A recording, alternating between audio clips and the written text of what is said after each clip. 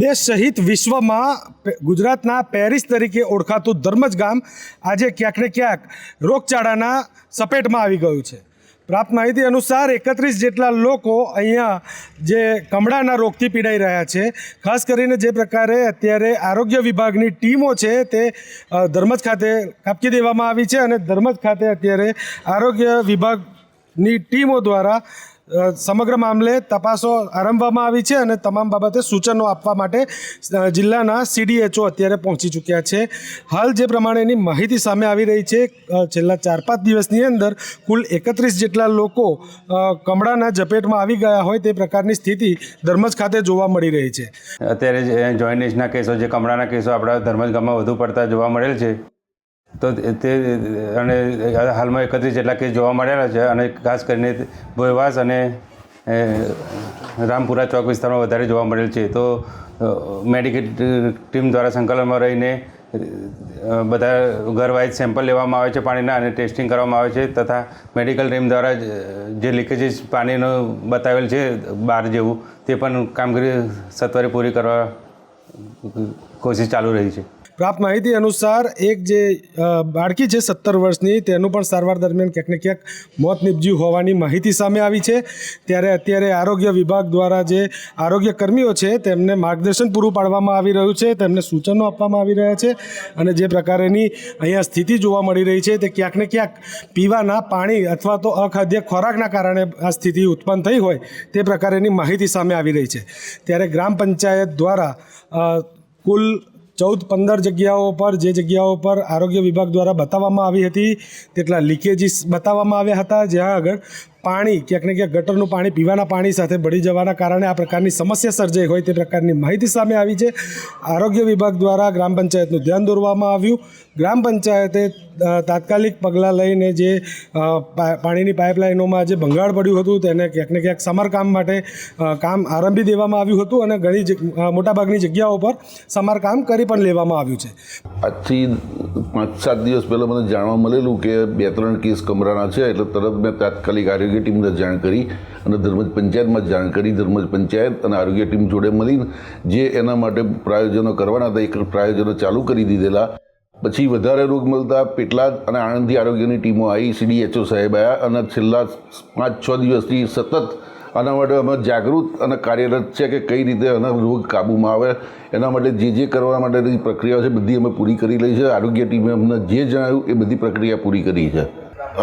કૃષ્ણનગર અને મોટી ફરીમાં કેસ જોવા મળેલા, એટલે આપણે ત્યાં પાણીની તપાસ કરી, પાણીના સેમ્પલો લીધા, એ સેમ્પલો બધા ઓકે આવ્યા હતા પાણીના। પછી વધારે કેસ ભોયવાસમાં જોવા મળ્યા। એટલે આમાં ઘણા કારણો છે કે પાણીના લીધે થાય, બહારનું ઠંડુ ખાવાથી થાય, સિઝનનું અત્યારે ફેર છે એના લીધે થાય, એટલે એ બધા કારણો ભેગા થયા। એટલે ચોક્કસ કોઈ કારણ પર આવતું નથી, પણ એના જે કારણો છે પાણીની આજે નાસ્તાની લારી 5-6 દિવસથી ગામમાં અને ધર્મજ ચોકડે તરત જેવું ખબર પડે એવું તરત બંધ કરાવી દીધેલી છે। પરંતુ જે પ્રકારની માહિતી સામે આવી છે, 31 જેટલા લોકો એકદમ કમરા જેવી સ્થિતિની અંદર જો સામે આવતા હોય ત્યારે આરોગ્ય વિભાગે પણ ક્યાંક ને ક્યાંક વધુ ચિંતિત થવાની જરૂર જણાઈ આવતા આરોગ્ય વિભાગની 15 જેટલી ટીમો અત્યારે અહીંયા ઉતારી દેવામાં આવી છે। જે નાગરિકો છે તેમને સૂચનો આપવામાં આવી રહ્યા છે, લગ્નગાળો હોવાના કારણે અહીંયા જમવાનું ના બનાવવા તેમજ અહીંયાનું પાણી ના વાપરવા માટે પણ ક્યાંક ને ક્યાંક સૂચનો આપવામાં આવી રહ્યા છે। આરોગ્ય વિભાગના અધિકારી અત્યારે અહીંયા પહોંચ્યા છે અને આરોગ્ય વિભાગના અધિકારી દ્વારા જે આરોગ્ય કર્મીઓ છે, જે ટીમ છે, તે લોકોને માર્ગદર્શન પૂરું પાડવામાં આવી રહ્યું છે। જે પ્રકારે અગાઉ આપણે દ્રશ્યોમાં બતાવ્યું તે પ્રકારે આપ દ્રશ્યોમાં પણ જોઈ શકો છો।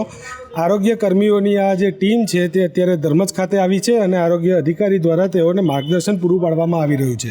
છેલ્લા 6-7 દિવસથી આરોગ્ય વિભાગને જાણકારી મળી કે ધર્મજ ગામમાં કમળાના કેસો છે, ત્યારથી અમારી ટીમો સર્વેલન્સ કરવામાં સક્રિય થઈ અને અમે અત્યાર સુધીમાં કુલ 31 કેસો રિપોર્ટ કરી ચૂક્યા છે અને આજના રિપોર્ટ બાકી છે। કુલ 15 લીકેજીસ અત્યાર સુધીમાં મળ્યા છે। લીકેજ રિપેરિંગ કામગીરી પણ ચાલુ છે।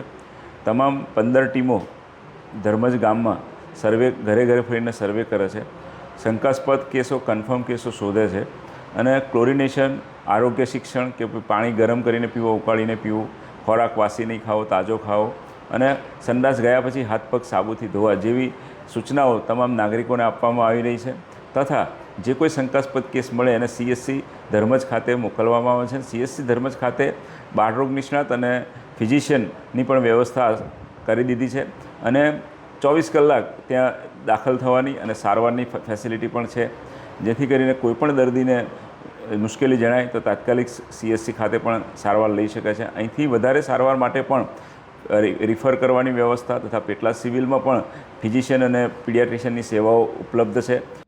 હાલ અંદાજિત 31 જેટલા લોકો સંક્રમિત થયા હોવાની માહિતી સામે આવી છે. ત્યારે બીજી તરફની જો વાત કરવામાં આવે તો અહીંયા જે પ્રકારે અત્યારે આરોગ્ય વિભાગની ટીમો કામે લાગી છે એ જ પ્રકારે રાજ્યની જે રેપિડ એક્શન ફોર્સ છે તે પણ ક્યાંક ને ક્યાંક એટલે રાજ્યની એક આરોગ્ય વિભાગની શાખા પણ જે રેપિડ ફોર્સ તરીકે જાણીતી છે તે પણ અહીંયા આવી ગઈ અને તે લોકો દ્વારા પણ અહીંયા જે ઇન્વેસ્ટિગેશન કરવામાં આવ્યું અને આરોગ્ય વિભાગને જરૂરી માર્ગદર્શનો પૂરા પાડવામાં આવ્યા હતા. જે રોગચાળો ફાટી નીકળ્યો છે, આરોગ્યની ટીમ વિભાગ દ્વારા અમને જાણકારી મળી કે ધર્મજ ગામની અંદર અમુક વિસ્તારમાં પાણીજન્ય રોગોનો ફેલાવો થયો છે. એ જાણકારી મળતા અત્યારની ગ્રામ પંચાયત કચેરી દ્વારા તાલુકા પ્રયોગશાળામાંથી પાણી ટેસ્ટિંગ કરાયું અને પાણી ટેસ્ટિંગ થઈ ગયા બાદ અમને તાલુકા હેલ્થ ઓફિસ અને મેડિકલ ઓફિસર વડોદરા દ્વારા લીકેજની માહિતી મળી.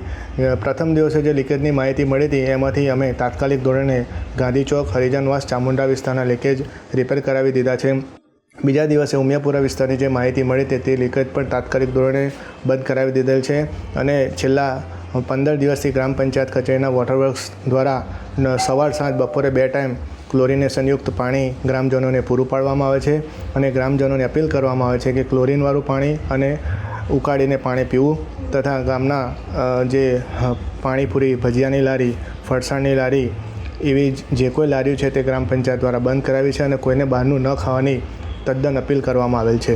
દર્દીઓ છે તે લોકોને સારવાર અર્થે મોકલવામાં આવ્યા છે. 10 જેટલા લોકો અત્યારે અલગ અલગ હોસ્પિટલોમાં સારવાર લઈ રહ્યા છે. તેમાં પણ એક દર્દી અત્યારે વધુ તેની હાલત ગંભીર હોવાની માહિતી સામે આવી છે. ખાસ કરીને બાળકોમાં આ પ્રકારની બીમારી વધુ પ્રમાણમાં ફેલાતી હોય છે, ત્યારે બાળકોના પરિવારજનોને પણ ક્યાંક ને ક્યાંક સૂચનો પૂરા પાડવામાં આવી રહ્યા છે અને જે ખાવા પીવાની બાબતોમાં જે ધ્યાન રાખવાની બાબતો છે તે બાબતે આરોગ્ય વિભાગ દ્વારા નાગરિકોને જાગૃત કરવા માટે કામગીરી હાથ ધરવામાં આવી રહી છે, જેના માટે એમ્બ્યુલન્સ પણ ગામમાં ફેરવવામાં આવી રહી છે. આ સાથે જ ગ્રામ પંચાયત દ્વારા એક રિક્ષાની અંદર પણ સ્પીકર લગાવીને ગામજનોને સૂચિત કરવામાં આવી રહ્યા છે અને જાગૃત કરવામાં આવી રહ્યા છે કે કયા પ્રકારની કાળજી રાખવી. આ સાથે જ આરોગ્ય વિભાગ અત્યારે ઘરે ઘરે જઈ રહ્યું છે અને ઘરે ઘરે પહોંચીને નાગરિકોને સલાહ સૂચનો, જરૂરી માર્ગદર્શનો પૂરા પાડી રહ્યા છે. આ સાથે જ અહીંયા ખાસ કરીને ગર્ભવતી મહિલાઓ માટે ધર્મજના જે CHC કેન્દ્ર છે ત્યાં આગળ અલગ જ સુવિધા ઊભી કરવામાં આવી છે અને તે લોકોની પણ તપાસો હાથ ધરવામાં આવી રહી છે. છેલ્લા 24 કલાકમાં આવેલા આંકડાઓ 31 જેટલા છે અને હાલ 25 જેટલા રિપોર્ટો હજી પણ લેબમાં મોકલવામાં આવ્યા છે, જેના રિપોર્ટો આવવાના બાકી છે. ગણતરીના કલાકોમાં તે રિપોર્ટો પણ આવશે, એટલે કે હજી પણ આ કેસોમાં ક્યાંક ને ક્યાંક વધારો થાય એ પ્રકારની સ્થિતિ પણ અહીંયા જોવા મળે તો નવાઈની વાત નહીં રહે. હાલ સમગ્ર મામલાને લઈને આરોગ્ય વિભાગ અહીંયા ચાપતું બન્યું છે અને આરોગ્ય વિભાગ દ્વારા અત્યારે સમગ્ર જે કામગીરી છે તે હાથ ધરવામાં આવી રહી છે અને નગરજનોને જાગૃત કરવા માટે પણ તે લોકો દ્વારા પ્રયત્ન કરવામાં આવી રહ્યા છે. સપન પટેલ, મંતવ્ય ન્યૂઝ, આણંદ.